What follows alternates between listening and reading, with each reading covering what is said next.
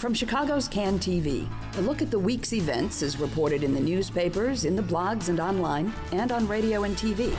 This is Chicago Newsroom. Well, hi there. Welcome to the show. On this special edition of Chicago Newsroom, we are going to begin the process of examining each of the 19 ward runoff races in Chicago. They're more than just local elections, really, because they're going to elect people who are going to be voting on all of the big citywide issues we face: labor contracts, pension payments, crime, even things like speed cameras next to parks. But there are plenty of very local things too, like grocery stores and schools, that fuel these races. So we have asked each of our friends Ethan Michaeli and Glenn Reedus, both longtime political observers, to sit down at the table with us and look at just 4 of these 19 races. And then we're going to tackle 4 more of those for each of the weeks before the election. So we'll cover all of them right here on Chicago Newsroom on this special edition. On today's agenda, runoffs on the south side, the west side, and the northwest side. And we're going to begin today. Well, first of all, hi. Hi, Ken. Welcome back to the show. For those of you just seeing this for the first time, this is a sort of a second part of a show that we did for our regular Chicago Newsroom that airs at Thursday at 6:30. And we're going to be doing this for the next couple of weeks as we try to get through all of these races. So we have elected today, we ask our guests to pick 2 races that they're going to focus on, and Eitan, you've chosen 11 and 33. You just picked the fun ones. I mean, come on, let's face it, the fun ones. And Glenn, you're going to be doing 20 and 24 for us, right? Okay, so take it away, Ethan Michaeli. Well, Ward 11. Yeah, I mean, I picked 2 wards with a common theme to make it easy on me, but I'll just say that there you've got a situation where there is Patrick Daley Thompson, scion of the Daley family, is in a runoff now against Jonathan Kozlar, if I'm pronouncing his name correctly, who is a certainly accomplished young man in his 20s still, a University of Chicago graduate, a veteran Little League organizer, and someone who had run against the previous alderman of the ward, James Balcher, and done okay, but was perhaps not expected to force a member of the Daley family into a runoff in their home ward, and I think that's a super interesting development, and has parallels to the 33rd ward, where Deb Mell, the scion of another political family in the city, may or may not be facing a runoff against another relative neophyte, Timothy Megan, in her area. Mm-hmm. Also a union-backed person, right? CTU person. I mean, neither of them are they're both getting support, as I understand it, from CTU, but neither were handpicked by CTU, and neither. This is not one of those proxy fights necessarily, or wasn't meant to be one of the proxy fights between the CTU and the mayor, which is why I think it's so interesting that these old school political families have just not been able to get their candidates in. I think, frankly, some of it is some radioactivity from Mayor Emanuel, and it's going to be very interesting to see whether in both of those wards the street organizations that are there will actually be putting Emanuel on their punch cards and pushing for Emanuel to get elected. They may see Emanuel as a liability now, and I'm watching that very closely. Both of those wards as a bellwether for the mayor's We almost race. have to wonder about James Balser, as you mentioned, voluntarily stepping aside as alderman, giving up his nice little job there.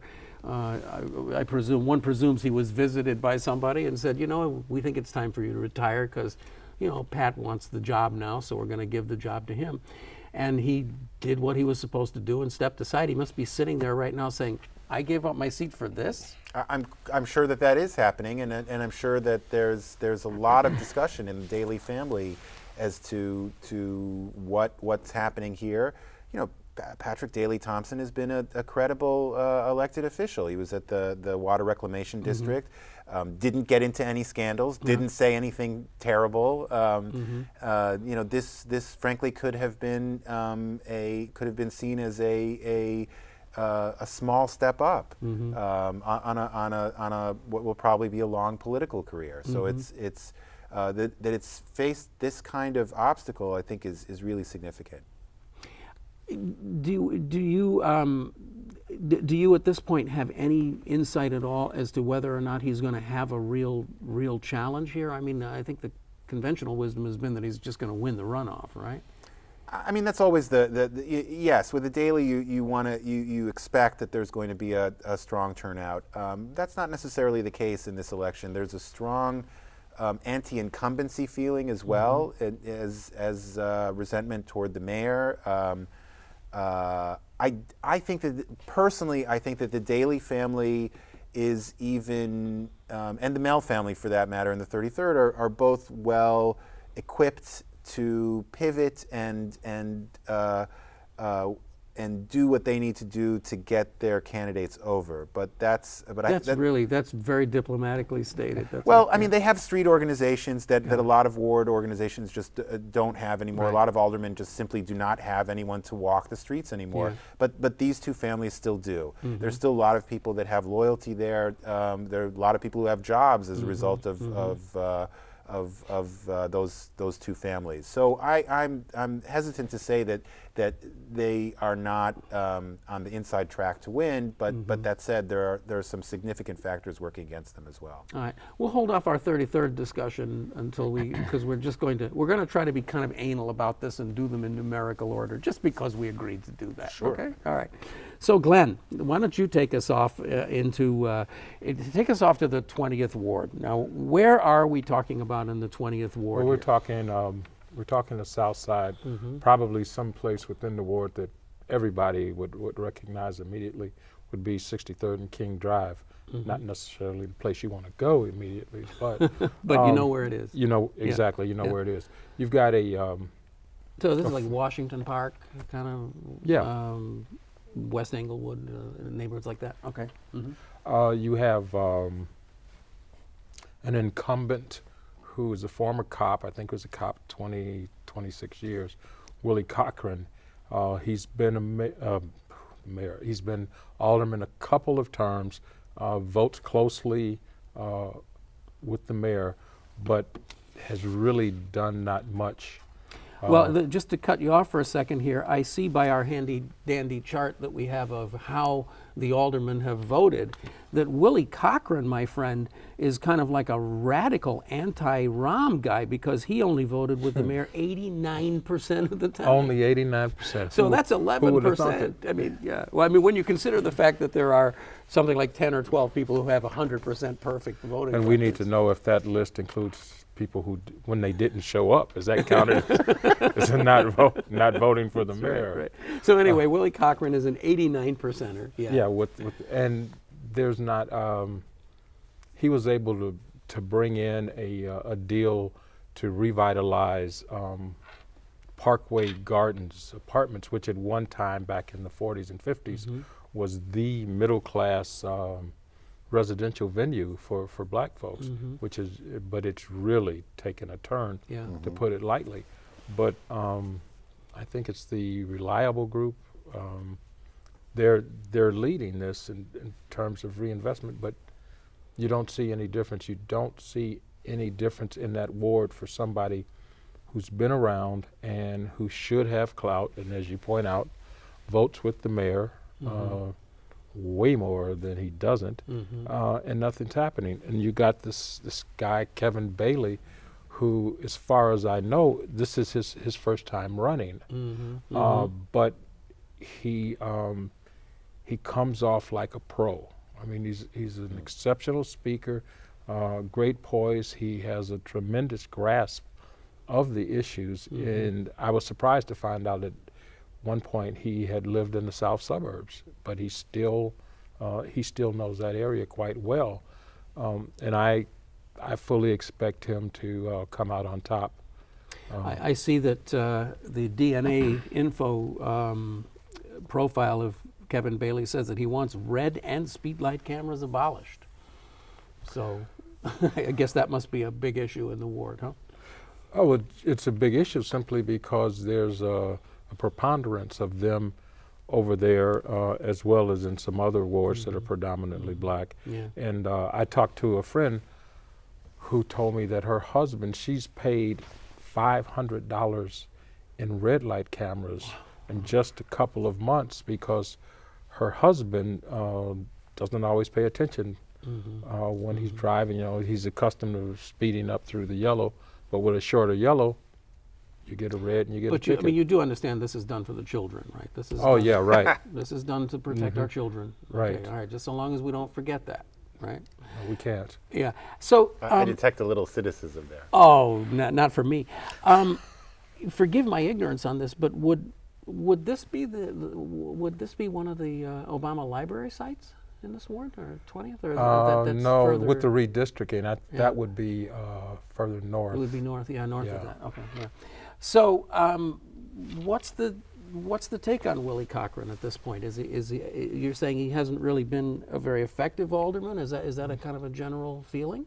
I think it's a general feeling, and it just shows in the it shows when you drive through the ward. There's so many abandoned buildings, abandoned properties that have been fallow for decades. But he did get 47, almost 48% of the vote, so he was almost at the 50% level, as I understand it. Well, when you look at but 47%, which was not even 3,200 votes, and Bailey comes in. Oh yeah. Bailey comes in about 1,400, and I think that Cochran has to be surprised that an upstart could do so well. And I personally, the momentum is with Kevin Bailey. Oh, okay, all right. So I mean, this is it's kind of like it's just a mirror, a smaller mirror of what we're seeing. It's almost like Chewy versus the mayor, right? I mean, it's the same thing. It's just all of a sudden there's this anti-incumbency thing. I think that when you look at the when you look at the runoffs in the black ward, you're going to see there's 7 with incumbents. I think that you're going to see 4 of those incumbents moved out. You really think so? Huh? Yeah. Wow. Shall we move on? Shall we move on to 24? Sure. Okay. 24 is on the west side. Now this was the one with the largest number of candidates in it, I believe, right? Something Yeah, like 36 candidates or something. Everybody who could write, anybody who could sign their name. Yeah, they did. Now, when we talked about a visit and get out of the race, well, you had something very similar in 24 with Michael Chandler. Yeah, Mike and Chandler. It's the 24th. I mean, I don't understand why anybody wants to be the alderman of 24 because it is just. I don't know how to describe it. It's in such a state of flux. You had Chandler, I think in 07, Chandler was the incumbent. Then he lost to a woman named Sharon Dixon. Sharon Dixon, yeah. Chandler got reelected in 11 when he beat Sharon Dixon. Here's 15, and all of a sudden he wants to retire to Arizona. Yeah, You know? and it was very surprising because he was already gearing up, wasn't he, for He was. re-election? And then He one had day filed. he just announced that he wanted to spend more time. Right after Arizona. Christmas, he said he had visited his family, Yeah. and he decided that that's what he wanted to do, be there with his Yeah. family. So that opened it up for Michael Scott Jr., who we all know whose dad it was. But I think that's where it ends. I mean, with the Michael Scott name, Junior has had one job that I can tell. That's with the Park District, and gee, how did he get that one? Yeah. It's Talk about been cynicism. it's been with the Park District. I don't see that he's been involved much in the political arena. And right now, and go back to the ward organizations, you've got Jason Irvin from the 28th Ward, another West Side Ward. He sent his organization over to to campaign for Scott, but Scott is up against an extremely formidable opponent, a woman by the name of Reedus Boyce. Beatrice Boyce. Beatrice has she's run a couple of times before, come very close. She has a very incredible story. 17 years old, she was a teen mother. She had a very rough upbringing, but she decided she could get past that. I know she has some certificates from the community colleges. And I think she attended college. I don't know if she has a degree, but she's become a very capable businesswoman. Has her own real estate company, and seems to be doing well. Has a tremendous grasp of what's going on. Great connections in the ward. I remember back around Christmas, and she rented a truck to and filled it with toys, and just drove through her ward, handing out toys to kids. You said she ran before, right? Right. She ran in 2011, or? Yeah, she ran in 2011. She ran for a state rep, and did very well. I don't remember the exact circumstances that she got bumped. Yeah. It seems like there was something to do with she had, early in her adult life, she had voted for a Republican or something. And that just doesn't happen over there. It is, if it's not the most troubled ward in Chicago, it's certainly up there in the top 3 or 4, I would say. I mean, there are just so many definitely economic is. problems, I mean, disinvestment of every when you imaginable kind. when you go along Roosevelt Road, say east of Central Park, and there's just vacant lot after vacant lot after abandoned building. I grew up in that area, and I can remember riding the Roosevelt Road bus to school, and there's a Foremost liquor store there on Roosevelt, and at 7:30 in the morning, you got 70 guys standing out front. That was many, many years ago. Now you got 67 guys standing out front. And of course, I think it was also quite famous for Mount Henry, right? Wasn't that Alderman Henry's ward for a while? It was for a brief period. One of the most infamous construction debris dumps. I remember I was part of the city team working on that years ago, and it was awesome to see. I mean, this thing was 10 stories high, and it was running just out in the open for years. It was just corruption of the most blatant kind, just like, just running an open landfill right in the middle of the ward. I reported on that case, which became the Silver Shovel federal investigation afterwards. Yeah. And remember it was amazing, both because of the level of debris that was dumped in the middle of a community, the damage that was done to the residents around that. Enormous mountain of garbage. There was really no other way to describe it.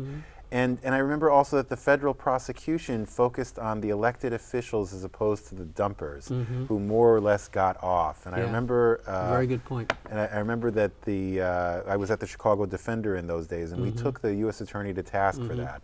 Jim Burns, who later ran a spectacularly bad campaign for governor. But I remember him saying that if the same mountain had been built in on the Gold Coast, name any other ward. Yeah. I mean, I try to imagine it being built at like Armitage and Halstead or something. Right. It's just if you didn't see it with your own eyes, you wouldn't believe that it would be possible for something like that to happen in a big city, but it did. So, anything more to be said about this? You seem to have a prediction. You think that Ms. Boyce is going to win this thing? I do.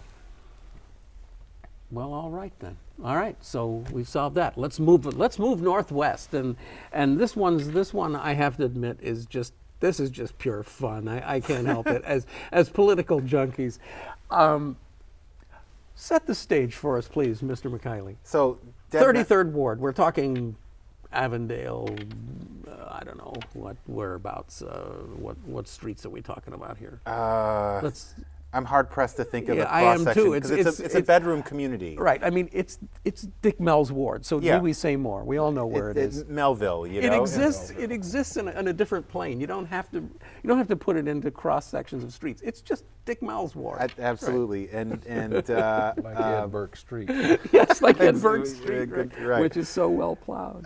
By the way, could I just mention, when I saw that Ed Burke had got his street plowed, whatever it was, 45 times or something in the space, That was the first half I hour. thought to myself, well, this is it. It's the end of the run for Ed Burke. He's going to lose, except for one little problem.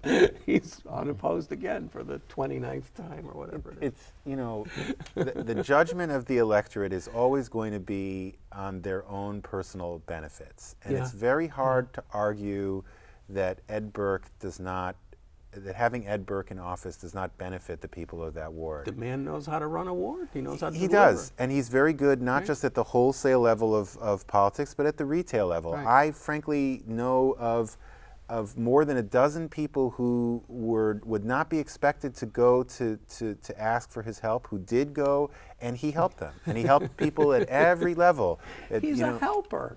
Yeah. Yeah.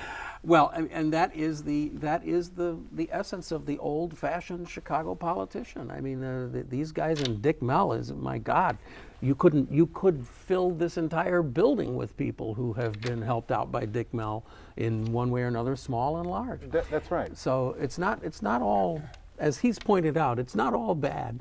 But anyway, I digress.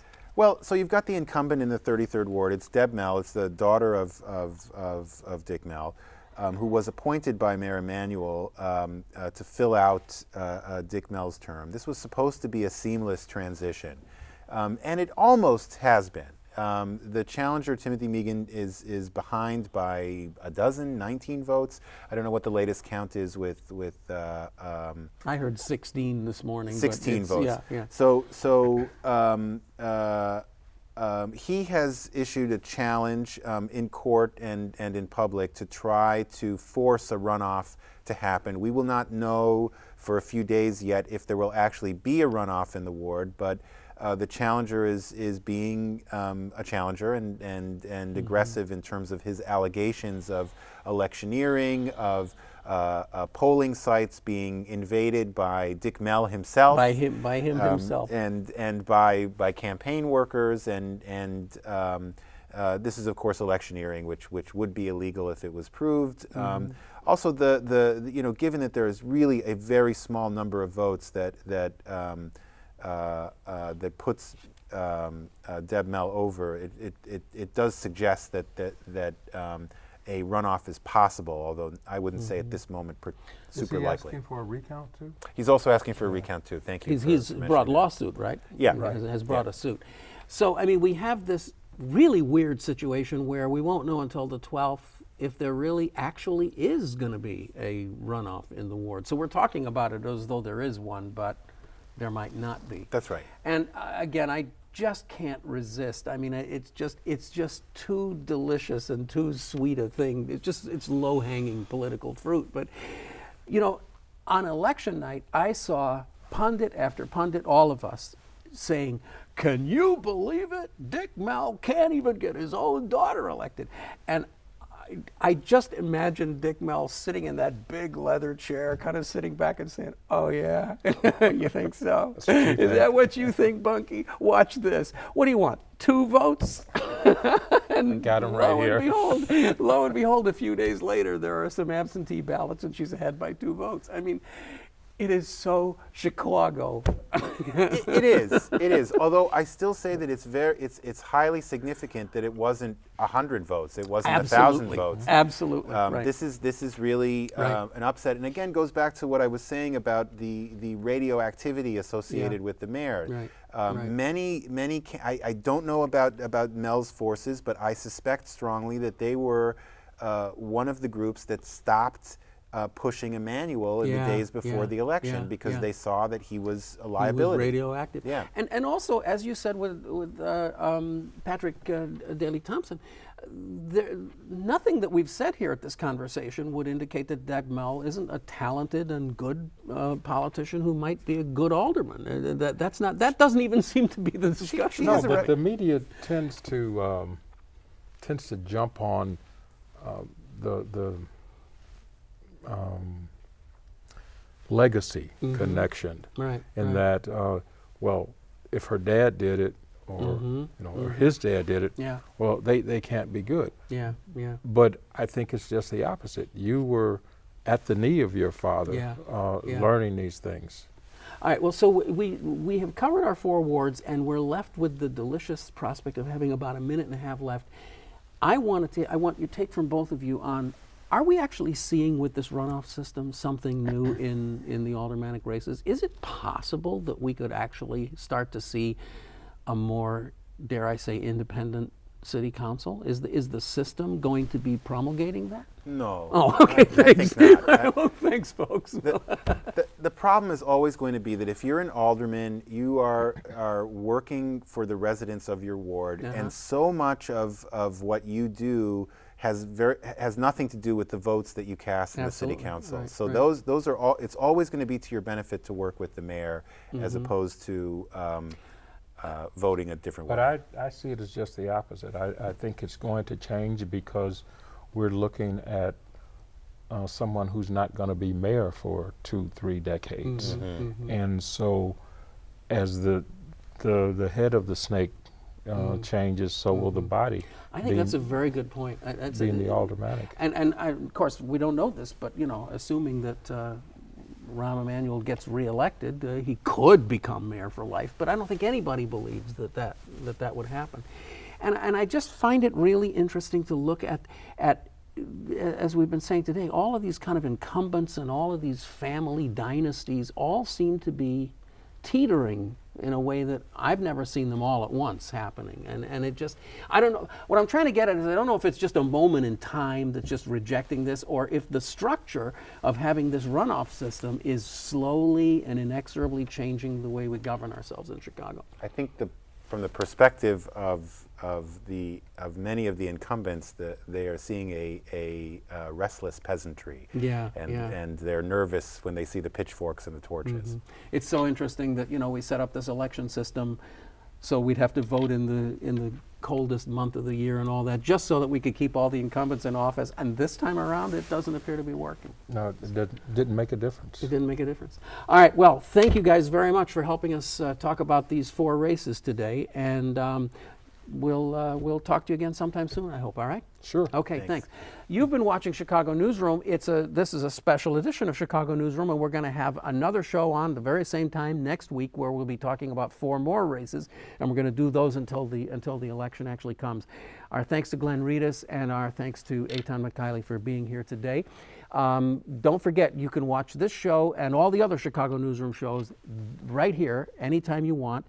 And you can also, I should say before we even start that, let's run the graphic of all the shows that are on CAN TV that you can watch, because you can binge watch that, and then you can watch us anytime you want to. I confused the whole thing, but just stay with CAN TV. What else is there to watch?